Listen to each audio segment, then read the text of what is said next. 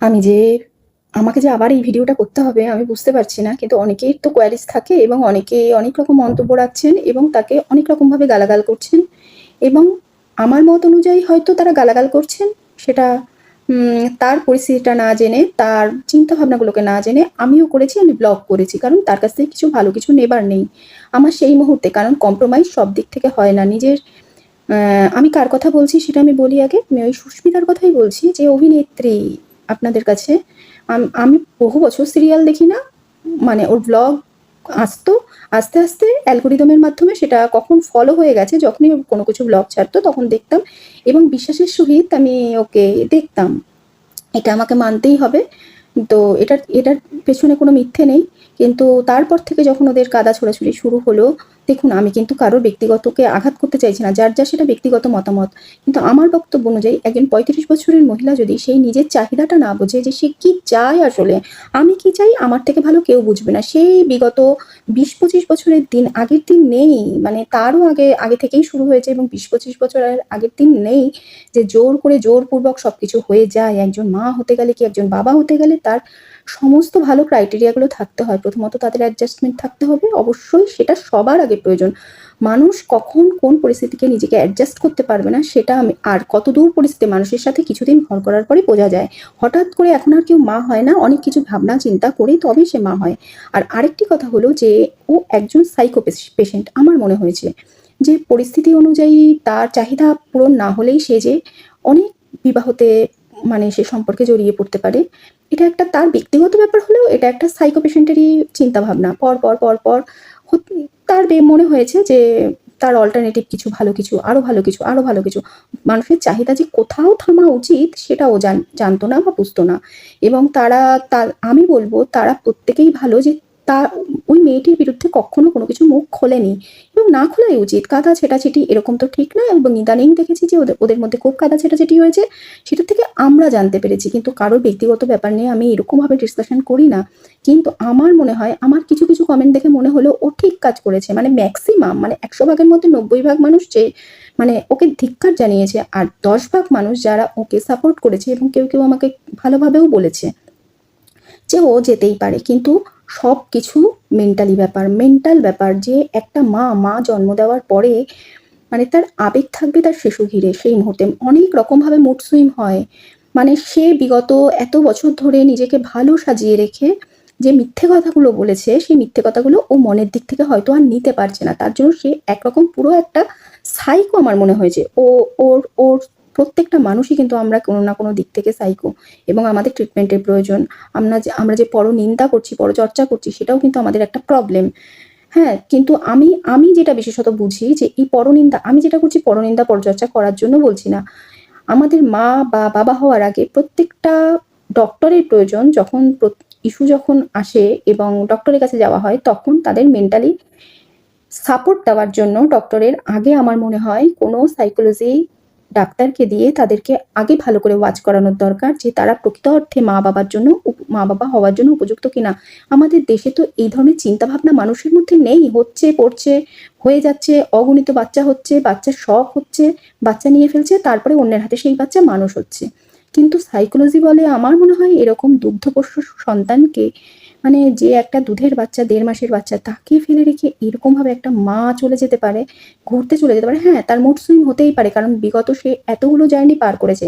৫টা পুরুষের সাথে সে সম্পর্ক স্থাপন করেছে এবং ৫ রকমভাবে সে সেখানেও হয়তো মানিয়ে নেওয়ার চেষ্টা করেছে এবং তার মনের দিক থেকে সে গভীরভাবে আহত যে সে সেটাকে মেনে নিতে পারেনি। কিন্তু এত বড় নার্সিং হোম, এত কিছু উম যাদের আছে, যাদের মানে ও না হয় সাইকো, কিন্তু ওর আশেপাশে থাকা মানুষগুলো তো এরকম বিকৃত হতে পারে সেটা আমার ধারণারও অতীত। এবং ওর আত্মীয়স্বজন যারা আছে সবার আগে বোঝা উচিত যে ওকে আগে সেই ডাক্তার দেখানো উচিত যাতে ও মেন্টাল সাপোর্টটা পায় এবং নিজে থেকে মেন্টালভাবে ও উপযুক্ত একজন সক্রিয় নারী হয়ে যেন দাঁড়াতে পারে। চিন্তাভাবনা সেটাই।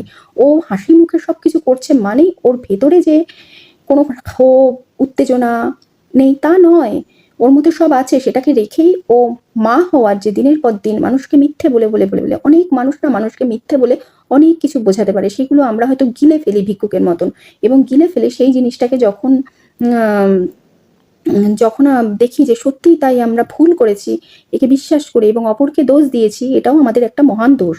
তো যাই হোক, আমার মনে হয় ওর আগে ওর পরিবারের উচিত ওকে কোনো সাইকিয়াট্রিকের কাছে নিয়ে যাওয়া এবং কাউন্সেলিং করা। কারণ এইটুকু ব্যাপার, ও ৫টা বিয়ে করেছে কি ১০টা বিয়ে করেছে একটা মানুষ, বা এর সাথে মত মত মিলল না দেখে সে অন্যের সাথে চলে গেছে। হতেই পারে, হতেই পারে। সেটা ছাড়া, ধরা ছাড়া যতটা সহজ, কিন্তু একটা বাচ্চা হয়ে গেলে সেই বাচ্চার মানসিক দায়িত্ব, সমস্ত কিছুর ভার নিতে গেলে মানে অনেক বড় ব্যাপার। অনেক মা আছে দেখেছি যে জীবনে বাচ্চা হয়ে গেলে যে সংসারের যে দুর্বিষহ অবস্থা তার সাথে চলছে, সেটাকে পেরিয়ে আসতে তার কঠিন অবস্থা হয়, কঠিন অবস্থা হয়। কিন্তু এই দুগ্ধপোষ্য সন্তানকে ফেলে রেখে সে আমাদের কাছে মনে হচ্ছে সে সব কিছুতে স্যাটিসফাইড, সব কিছুতে। কিন্তু তার হাসি মুখের পেছনে যদি কোনো খারাপ কিছু লুকিয়ে থাকে, মানে কোনো নেগেটিভ জিনিস যদি তার মনের মধ্যে চলতে থাকে, তাহলে অত্যন্ত উচিত তাকে সাইকিয়াট্রিকের কাছে নিয়ে গিয়ে তার পরিবারের এবং সমস্ত চিকিৎসাধীনের মধ্যে রাখা। মানে এটা তো ও একটা ৩৫-৩৬ বছরের মানুষ, মা হচ্ছে, মানে সবকিছু বুঝে শুনেই মা হচ্ছে। মা হওয়ার সময় যেরকম মুড সুইং হয়, মেয়েদের পিরিয়ডস হওয়ার সময় মুড সুইং হয়, তারপরে মা হয়ে গেলে মুড সুইং হয়। দিনটা কিন্তু আগের দিন নেই যে ২০ বছর বয়সে মা হয়ে গেল, কি ১৯ বছর বয়সে মা হয়ে গেল, কি ১৮ বছর বয়সে মা হয়ে গেল। মা হয়ে যাওয়া মানেই যে একটা তার নিজের সমস্ত শখ আহ্লাদ, অনেকে বলেছে নিজের সমস্ত শখ আহ্লাদ কি সে পূরণ করবে না, সেটা কথা নয়। সেটা একটা সময় আছে। তাহলে ঐশ্বর্য রায়ও তো তার সন্তানকে অন্যের হাতে দিয়ে সে তার অভিনয় জগৎকে আরও, কেরিয়ারটাকে আরও বাড়াতে পারতো, বা আরও অনেক কিছু করতে পারতো। মানে এগুলো একটা মাইন্ডসেটের ব্যাপার। এগুলোর জন্য সাইকিয়াট্রিক ডক্টরের কাছে ওকে ভালো রকমভাবে চিকিৎসা করানোর প্রয়োজন। কারণ ও এতগুলো পর্যায়ে পেরিয়ে এসছে। ওর জীবনযাত্রা সম্বন্ধে জানে না এমন কেউ নেই। আর এদের জীবনযাত্রা একটা খোলা তামাশার মতন, মানে খোলা পাতার মতন। তো যাই হোক, আমি আর এই বিষয়ে মানে আমি এত উত্তর দিয়ে ফেলেছি। এই ১০ ভাগ মানুষের জন্য আমাকে আজকে এইটা আমাকে বলতেই হচ্ছে। তার কারণ মা হওয়ার দায়িত্বটা অনেক। সে ২০ বছর বয়সে মা হচ্ছে না, বা সে ১৮ বছর বয়সে মা হচ্ছে না। তার কারণ ২০ বছর বয়সে যখন মা হয় না, সেই মাটাই তো বড় হয়নি।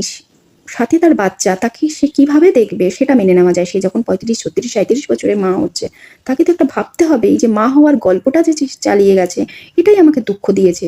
কারণ আমরা হট করে জাজ করে ফেলি। কিন্তু ও ওই যে মিথ্যে কথাগুলো বলেছে না, ওটাতেও ও সাজিয়ে গুছিয়ে যে মিথ্যে কথা বলার শক্তি কিন্তু একটা সময় অবধি এসে শেষ হয়ে যায়, নিজের বিবেকের কাছে দংশন হয়। এবং সেই মিথ্যে কথাগুলোকে অপরকে বোঝানো আমি কতটা ভালো, সেই বিষয়ে একবার না একবার স্টপ করা উচিত। আমি ভালো সবাই প্রমাণ করতে চায়, সেটা আমি হোক, আপনি হোক, আর যেই হোক, আমি ভালো। তো এই ভালোর মধ্যেও যে আমি খারাপ, আমার মধ্যেও যে নেগেটিভ কিছু আছে, সেটাও কিন্তু নিজের কাছে বোঝার বড় একটা দায়িত্ব থেকেই যায়। এবং সময়ের, আমি আগেও বলেছি, এখনো বলছি, সময় নিয়ে সেটা বিশ্লেষণ করা মানুষের খুব দরকার, খুব জরুরি। আমি প্রচুর মানুষের কমেন্ট পেয়েছি, মানে ধিক্কার জানিয়েছে। ধিক্কারের থেকেও বড় কথা হলো, আমার মনে হয়েছে পার্সোনালি ওর এখন ভালো কোনো সাইকিয়াট্রিক ডক্টরের কাছে যাওয়া উচিত, যে কিনা ওর চিকিৎসা করবে এবং ওর জন্য ওর বাচ্চাটি সুস্থ থাকবে। এখন আমার এই মুহূর্তে সফট কর্নার হলো ওর বাচ্চাটি, এবং বাচ্চাটি একদম দুগ্ধপোষ্য সন্তান। তো এটাই হলো কথা। তার বাচ্চার পাশে তার মায়ের থাকা অত্যন্ত জরুরি। এইভাবে খুল্লাম জীবন হলে তো তাহলে সমাজ ব্যবস্থা তো সব দিক থেকেই খুল্লাম হয়ে যাবে।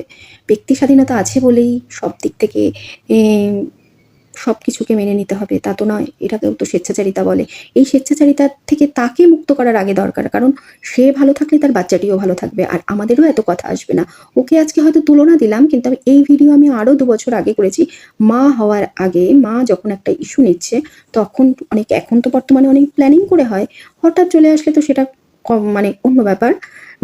তো প্ল্যানিং করার আগে মা এবং হাজবেন্ডের আরও কি চাহিদা পূরণ করার আছে, এবং কি করতে পারে, এবং বাচ্চা আসার পরে তাকে কতটা সময় দেওয়ার দরকার কি না দরকার, সেটা অন্তত জরুরি। আমাদের বর্তমান ডাক্তারের কাছে রিকোয়েস্ট যে তারা যেন অন্তত কাউন্সিলিং করে সেই ইস্যুটিকে পৃথিবীর আলো দেখায়।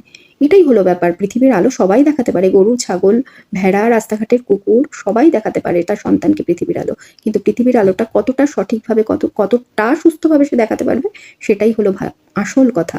কারণ একটা বাচ্চাকে পৃথিবীতে এনে তাকে কষ্ট দেওয়াটা আমার মনে হয় না ঠিক। আর যারা বলছো যে বাচ্চা হওয়া মানে কি সব শখ আহ্লাদ চলে গেল, না, বাচ্চার হাত ছাড়ার একটা বয়স আছে। ১৭ হোক, ১৮ হোক, ১৯ হোক, তাকে কারোর কাছে রেখে হাজব্যান্ড ওয়াইফ ঘুরতে যেতেই পারে, ওটা ওই কোয়ালিটি টাইমটা স্পেন্ড করা প্রচণ্ড দরকার, ভীষণ দরকার। কারণ একান্তে নিজেদেরও প্রয়োজন, তাদের ভিতটা আরও মজবুত হয় হাজব্যান্ডের। আর হাজব্যান্ড ওয়াইফের ভিত যদি মজবুত না হয়, সন্তানের ভিত কখনো মজবুত হবে না, ওটা বিগড়বেই বিগড়বে। তো এটাই বলার ব্যাপার। আমি তো কোনো সাইকিয়াট্রিক ডক্টর নই। আমার ব্যক্তিগত বিশেষ মতামত হিসাবে আমার এটুকুই মনে হলো, অনেক কারণেই বাবা মার সন্তানের হাত ছাড়তে হয়, সেটা আবার অন্য প্রসঙ্গ, অন্য চিন্তাভাবনা। তো এই দুগ্ধপোষ্য সন্তানকে অন্তত মায়ের হাত ছেড়ে অন্তত কোথাও গিয়ে ঘোরা বা কোথাও যাওয়া, এটা মনে হয় একদম অবান্তর কাজ। এবং সে এখনো পর্যন্ত, এই ৩৬ বছরের মহিলাটি এখনো পর্যন্ত সুস্মিতা জানে না যে তার আর কি চাওয়া পাওয়া আছে। আগে চাওয়া পাওয়াটাকে জানতে হয়, আমার চাওয়া পাওয়াটা কতটা আমার ফুলফিল হতো। মানুষ হিসাবে চাওয়া পাওয়া তো থাকবেই, মানুষেরই তো চাওয়া পাওয়া থাকবে। গরু বাছুর ছাগলের তো ওরা অবলা জীব, ওদের অত চাওয়া পাওয়া থাকে না, ওদের খাদ্য আর তার বাচ্চা যেন সুস্থ থাকে, শুধু এইটুকুই তারা বোঝে। তো আমার তো তাই মনে হয়, মানুষ হিসাবে মানুষকে ভগবান জন্ম দিয়েছে, জন্ম দেওয়া মানে অনেকটা দায়িত্ব নিয়ে, অনেকটা কর্তব্য নিয়ে, অনেকটা বুদ্ধি নিয়ে তাদেরকে চলার মতন ভগবান ঈশ্বর সুযোগ করে দিয়েছেন। সেটা যদি সেই চাওয়া পাওয়াটাই মানুষ না বোঝে তো মুশকিল।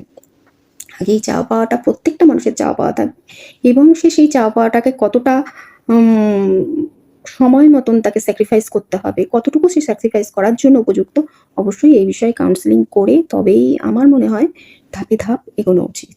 তোমাদের মতামত অবশ্যই জানিও। আমার কমেন্ট বক্স তো সবার জন্যই ওপেন থাকে। অবশ্যই আমি যদি কোনো কিছু ভুল বলি তাহলে আমাকে জানিও।